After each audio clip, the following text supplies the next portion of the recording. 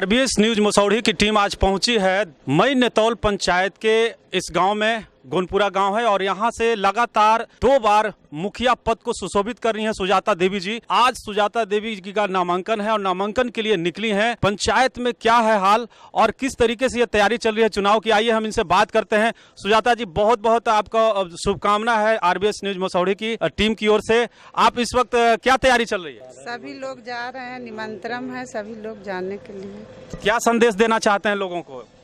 विकास हुआ है और होगा।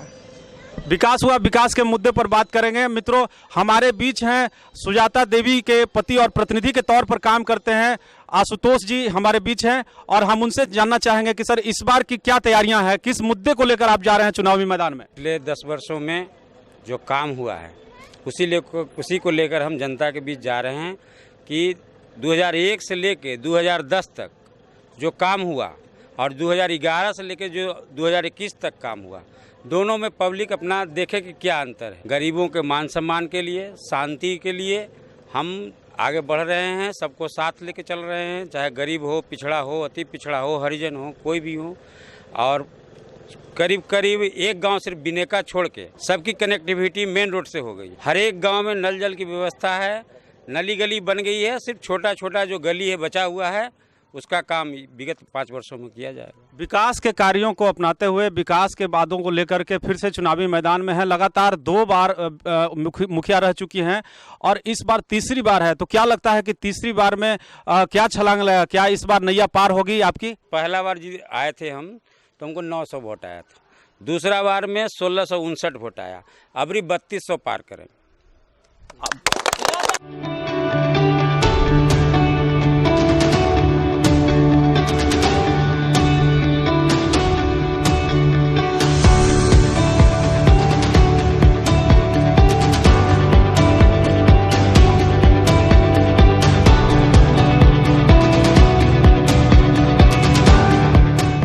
हमारा गांव हमारी पंचायत कार्यक्रम के तहत आज हम पहुंचे हैं धनरुआ प्रखंड के मई नेतौल पंचायत में और यहां से लगातार 2 बार मुखिया पद पर रही सुजाता देवी तीसरी बार या यूं कहें कि हैट्रिक लगाने की दहलीज पर खड़ी हैं और इस बार भी चुनावी मैदान में हैं। तो आइए हम बात करते हैं उनके प्रतिनिधि और पति डॉक्टर प्रणव शंकर शरण उर्फ आशुतोष कुमार जी से। सर ये बताइए कि चुनाव की तैयारियां किस तरीके से चल रही है इस बार? चुनाव जो पंचायत राज चुनाव है वो हम पहली बार 2011 में चुनाव लड़े थे। उस समय आपका गिरपड़ता बिघा, बर बिघा, बिनेका पाली, जौन बिघा, हांसेपुर, बसौड़ी, खादिरपुर, जो भी गांव है वहाँ विकास नगन, कोई भी नली गली, कोई भी योजना जमीन पर नहीं उतरी हुई। जब हम 2011 में आए तभी से इस पिछड़े हुए क्षेत्र में, जहाँ पिछड़ा, अति पिछड़ा और हरिजन लोग ज़्यादा रहते हैं, विकास का काम हुआ, नली गली बनाने का काम हुआ। उसके बाद फिर जब 2016 में फिर हम जीत के आए तो जो भी गांव है उसको रोड से जोड़ने का काम शुरू किया, जिसमें बसौड़ी, हांसेपुर, जवन बिघा, हमारे ख्याल से धनरुआ ब्लॉक का ये पहला जनबिघा गांव है जहां दोनों तरफ से कल्याणपुर गांव है जहां रोड जाने की कोई संभावना नहीं, वहां मैंने प्रयास कर रोड बनवाया। अभी मेरा मात्र एक गांव बचा हुआ है बिनेका, जहां रोड अभी नहीं गई है। वहां थोड़ा आपसी विवाद के चलते, जमीनी विवाद के चलते रोड नहीं गया है। तो इस बार प्राथमिकता के आधार पर वहां रोड से जोड़ा जाएगा उस गाँव को। रोड से जुड़ा जाएगा। मेरा सवाल यह है सर, सरकारी योजनाओं को धरातल पर उतारने की कोशिश कर रहे हैं इस चुनाव में। इस बार जो तीसरी बार आप मैदान में, आपकी पत्नी मैदान में है, तो इस बार का मुख्य मुद्दा क्या है? जो हम विकास किए हैं पिछले 10 वर्षों में, चाहे कादिरगंज में ग्रिड की स्थापना हो, कादिरगंज थाना भवन को जमीन दान देने की बात हो, जो थाना भवन व्यवस्थित है और जिसके चलते इस एरिया में शांति व्यवस्था है, और कादिरगंज में जो बाजार का विकास हुआ है, आज से जब जहाँ शांति होती है वहीं विकास होता है। तो जब थाना भवन बना उसके बाद कादिरगंज बाजार का विकास शुरू, उसके साथ साथ शैक्षणिक संस्थान भी खुले, बीएड कॉलेज खुला, उसी में डीएड भी है, अभी फार्मेसी का चल रहा है। तो इससे लोगों के बीच, यहाँ के छात्रों को, छात्राओं को अन्यत्र दूसरे जगह हॉस्टल में रहकर पढ़ना नहीं पड़ रहा है। अपने घर से लोग आते जाते हैं, उनके गार्जियन पर आर्थिक बोझ कम पड़ता है। प्लस अगले अगर जो हम निर्वाचित हुए तो पंचायत सरकार भवन प्राथमिकता के आधार पर बनेगा, क्योंकि इसमें विवाद के चलते अभी तक नहीं बन पाया था। तो पंचायत सरकार भवन जो है अब तक क्यों नहीं बन पाया सर? क्या इसके लिए जमीन को चिन्हित किया गया है? इसके लिए जमीन चिन्हित किया गया है और वो जमीन भी हम दान में दिए हैं। अभी ये फाइल गई हुई है जिला में, जहाँ जो हम दान में ज़मीन देना है हमको, वो हम लिख के दे दिए हैं कि जो पंचायत सरकार भवन के लिए 16 कट्ठा ज़मीन की आवश्यकता है, मेन रोड पर, मुख्य मार्ग पर, मसौढ़ी या कंगर मुख्य मार्ग पर हमने उस ज़मीन को दान में पंचायत सरकार भवन बनाने के लिए दिया है। तो क्या लगता है कि इस बार जब चुनाव जीत करके आपकी पत्नी आएंगी तो इस बार पहली प्राथमिकता में लेंगे पंचायत सरकार भवन का निर्माण कराना? पहली प्राथमिकता पंचायत सरकार भवन, बिनेका को रोड से जोड़ना। पहली प्राथमिकता पंचायत सरकार भवन का निर्माण करना, ताकि यहाँ के ग्रामीणों को किसी भी कार्य के लिए ब्लॉक जाना ना पड़े, क्योंकि पंचायत सरकार भवन में ही वो सारे योजनाएं, सरकार की योजनाएं चलती है, सारा काम होता है। फिलहाल ये पंचायत अभी पंचायत सरकार भवन से महरूम है। हम ये जानना चाह रहे हैं कि प्रत्येक चुनाव में देखा गया है जाति एक बड़ा फैक्टर होता है, जाति मुद्दा भी होता है, तो आप इसे कैसे देखते हैं? जाति मुद्दा होता है, लेकिन आज के परिस्थिति में जब लोग समाज शिक्षित हो चुके हैं, लोग जागरूक हो चुके हैं, शिक्षा का भी विकास हुआ है, रोड का डेवलपमेंट हुआ, कोई खास मायने नहीं रखता है। हमको सभी जाति, सभी वर्ग, सभी धर्म, सभी संप्रदाय के लोगों का समर्थन प्राप्त है और हमारे नामांकन में सभी गांव के 14 वार्ड लोग नामांकन में शामिल हुए और अपना आशीर्वाद। हैट्रिक अगर बन जाती है तो उसमें खास करके युवाओं के लिए, जो युवा बेरोजगार हैं, उनके लिए कोई नई योजना आपके जहन? जो भी युवा रोजगार हैं तो हमारे ITI में उनको प्रशिक्षण की व्यवस्था है, लोग नामांकन भी करा रहे हैं। जो गरीब छात्र हैं उन्हें शुल्क लेते हैं, सिर्फ फॉर्म फीस उनको देना पड़ता है। जो छात्र सक्षम हैं वो आधा फीस जमा करके वहाँ से प्रशिक्षण प्राप्त। तीसरी बार खड़ा होने के पीछे का राज क्या है? तीसरी बार क्यों आए हैं चुनाव मैदान में? क्यों दूसरे को मौका नहीं दे रहे हैं आप? आपको पहले ही बता चुके हैं कि मेरी प्राथमिकता पंचायत सरकार भवन, और इसमें कुछ लोग अड़चन डालकर, इसमें विवाद पैदा कर उसको बनने नहीं दिए।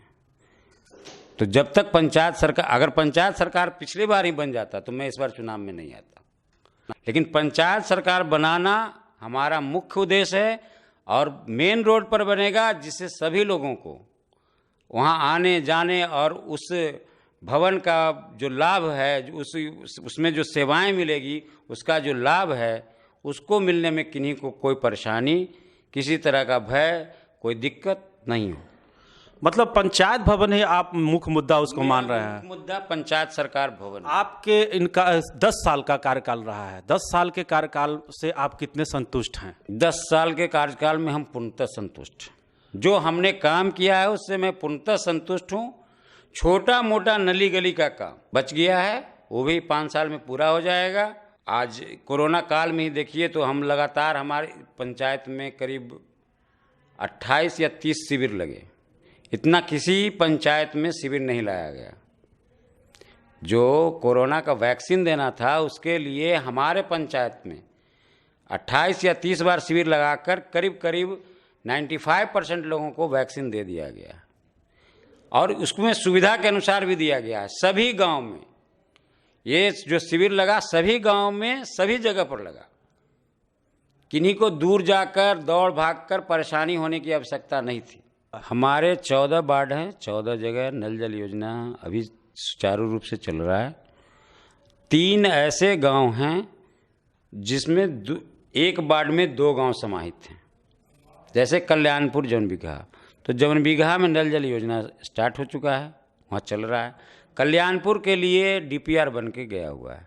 उसी तरह से हासेपुर, बसौड़ी, हासेपुर में नल जल योजना चल रहा है, बसौड़ी के लिए DPR गया हुआ है और बिनेका पाली के लिए भी DPR। आपने कहा कि पंचायत सरकार भवन हमारी पहली प्राथमिकता है, उसके अलावा कुछ ऐसे अधूरे कार्य जो रह चुके हैं जिसको लेकर के आपको लगता है कि नहीं, हम कुछ जो अधूरे कार्य उसको पूरा करें, जैसे पंचायत सरकार भवन की तरह कोई और योजना आपके दिमाग में? बिनेका में मुख्य पथ से जोड़ना, बिनेका गांव को सड़क मिल जाए पंचायत भवन के बाद मेरी प्राथमिकता ये रहेगी। बिनेका को मुख्य सड़क से जोड़ना, और ये ऐसा कह रहे हैं कि पूरे पंचायत अगर वो सड़क बन जाती है तो ये पंचायत का पूरा लिंक जुड़ जाएगा मुख्य सड़कों से। पंचायत में मुखिया का जो पद है वो बहुत अति महत्वपूर्ण पद, और इसके साथ जितने भी गरीब, किसी समाज के गरीब, चाहे अगड़ी जाति के हों, पिछड़ी जाति के हों, हिंदू हों, मुस्लिम हो, किसी संप्रदाय के, उन पर जो समय समय पर विपत्ति आती उसमें मदद करना भी हमारी प्राथमिकता में शामिल रहा है। हम आज तक मदद करते आए हैं। जो भी हो, शादी ब्याह या इलाज में जो भी हमसे मदद पड़ता है, जो हमको भगवान शक्ति दिए हैं, उसके अनुसार हम उनको मदद करते हैं। एक बात बताइए, बहुत सारे पंचायतों में ऐसे मामले आए हैं कि खास करके कबीर अंत्येष्टि को लेकर के सरकार के यहाँ से पैसे नहीं मिल पाते हैं और तमाम मुखिया और प्रतिनिधि होते हैं अपनी जेब से पैसे देते हैं। आपने अब तक कितना पैसा अपनी जेब से दे चुके हैं कबीर अंत्येष्टि में? कबीर अंत्येष्टि में कितना पैसा दे चुके हैं ये तो हम नहीं बता पाएंगे, लेकिन अभी तक, लेकिन लाखों में होगा। लेकिन अभी तक कोई भी ऐसा लाभार्थी नहीं है जो हमारे यहाँ से कबीर अंत्येष्टि का पैसा उनका अभी तक बकाया है। नहीं, लाभार्थी की बात हम नहीं कर रहे, सरकार की बात कर रहे हैं। सरकार का 2017 के बाद प्रोसेस चेंज हो गया है, जिसके चलते 2017 से हम लोग के कबीर अंत्येष्टि के दोनों मद में, दो तरह का मद है, उसमें एक अनुसूचित जाति के लिए और एक सामान्य वर्ग, दोनों में अभी तक भुगतान नहीं। तो आपका तो लगभग लाखों में होगा सर। ये जो कबीर अंत्येष्टि योजना है ये मूलतः गरीबों के लिए और बीपीएल परिवार लोगों के लिए, लेकिन ऐसा भी देखा गया है प्रायः कि वो बहुत गरीब हैं और उनका नाम बीपीएल परिवार में नहीं है। और एक नया जो बना है सर्कुलर, उसमें मृत्यु प्रमाण पत्र लगाना जरूरी है, और मृत्यु के समय कोई भी व्यक्ति मृत्यु प्रमाण पत्र उपलब्ध नहीं करा सकता, जबकि उनको पैसे की आवश्यकता है उनके मृत्यु के तत्काल बाद ही हो जाती है। तो हम लोग पहले पैसा मुहैया कराते हैं, लेकिन सभी लोग, एक दो लोग जमा कर पाते हैं मृत्यु प्रमाण पत्र, बाकी लोग नहीं जमा, अपने काम धंधे में व्यस्त रहते हैं। पूर्व में इसका राशि बराबर आते रहता था, हर एक 6 महीना साल भर पर हम लोग के खाते में आते रहता था। 2017 से मामला है, शायद सरकार के भी नज़र में ये अब तक आ गया होगा बात, और हमको लगता है आगे ठीक हो जाएगा। तो आपको लगता है कि 2017 के बाद से ये योजना फेल है? नहीं, फेल नहीं है। इसके लिए जो भी जनप्रतिनिधि सजग हैं वो मदद करते रहे हैं, इसलिए फेल हम इसको नहीं कहते। सरकार फेल नहीं है, इसका प्रोसेस चेंज हो गया है अरविंद जी, इसका प्रोसेस चेंज हो गया है। प्रोसेस चेंज बताइए विस्तार से। प्रोसेस ये हो गया है कि उसमें बीपीएल सूची लगानी है, मृत्यु प्रमाण पत्र लगाना है, जो लाभुक उपलब्ध नहीं करा पाते। तो बाद में तो होता होगा सर? बाद में भी बहुत लोग ऐसे हैं जिनके परिवार में उस तरह के लोग नहीं हैं जो आंगनबाड़ी से, अब उसका जैसे कि लाभ तो उनको तत्काल मिल जाता है, उसके बाद उसको बनाने में 20 दिन 25 दिन लग जाता है। इस पूरी प्रक्रिया में के बाद वो आदमी अगर गरीब है, उसके माता पिता का देहांत हो गया है, तो कमाने के लिए फिर बाहर चला गया, तो मृत्यु प्रमाण पत्र तो उसके यहाँ कौन जमा करेगा? लंबी प्रक्रिया है, लंबी प्रक्रिया है, जटिल प्रक्रिया के चलते भुगतान नहीं हो पा रहा है। जटिल और लंबी प्रक्रिया है, जिस वजह से कबीर अंत्येष्टि की राशि का भुगतान तत्काल नहीं हो पाती है। ऐसे में मुखिया और प्रतिनिधि जो हैं वही जो है अपने खुद के पैसे देते हैं पीड़ितों को, तब जाकर के उनका अंतिम संस्कार किया जाता है। सरकार की योजना यहाँ पर जरूर है, लाभकारी योजना है, लेकिन लंबी प्रक्रिया के चलते वो अभी पूरी तरीके से फेल नजर आ रही है। सर ये बताइए कि इंदिरा आवास का 10 सालों में इंदिरा आवास का आपके पंचायतों में कितने लाभुकों को लगभग मिल चुका है? 600-700 के करीब इंदिरा आवास मिला है। 600-700 के ऐसे भी मामले आए हैं जो बहुत पहले 15-20 साल के पहले की बात करें तो बहुत पहले कम राशि हुआ करती थी और लोगों को मिला था उस समय, लेकिन अब उनका घर किसी तरीके से बर्बाद हो चुका है, टूट गया है, मरम्मती के कगार पर है। तो ऐसे हालत में कोई योजना आपके?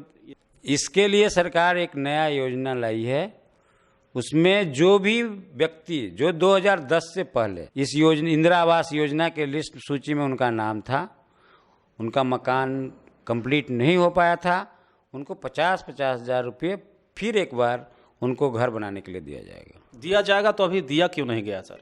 ये जो सूची है, ये जो चिट्ठी है, अभी आचार संहिता के जस्ट पहले आई है, तो इसके लिए सर्वेक्षण और उनके पूर्व के कागजात गड़बड़ी होने का ज़्यादा चांस है।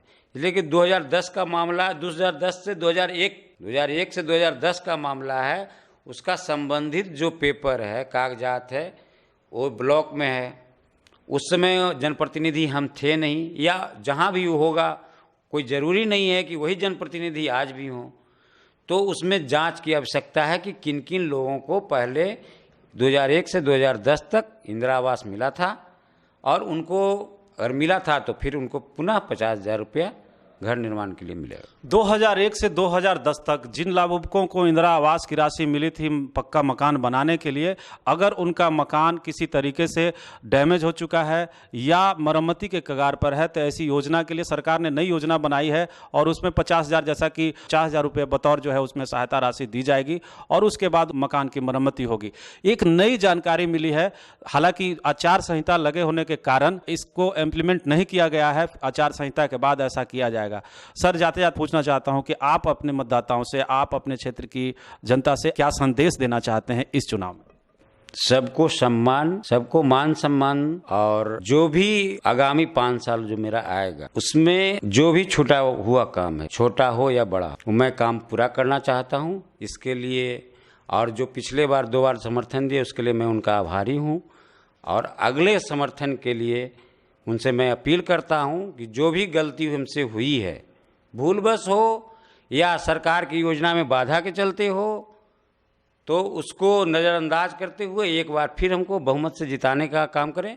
हम उनकी सेवा के लिए सदैव तत्पर थे, तत्पर हैं और तत्पर रहेंगे। आरबीएस न्यूज मसौढ़ी की ओर से मैं अरविंद कुमार, अपने कैमरामैन बलबीर और सोनू के साथ, धन्यवाद।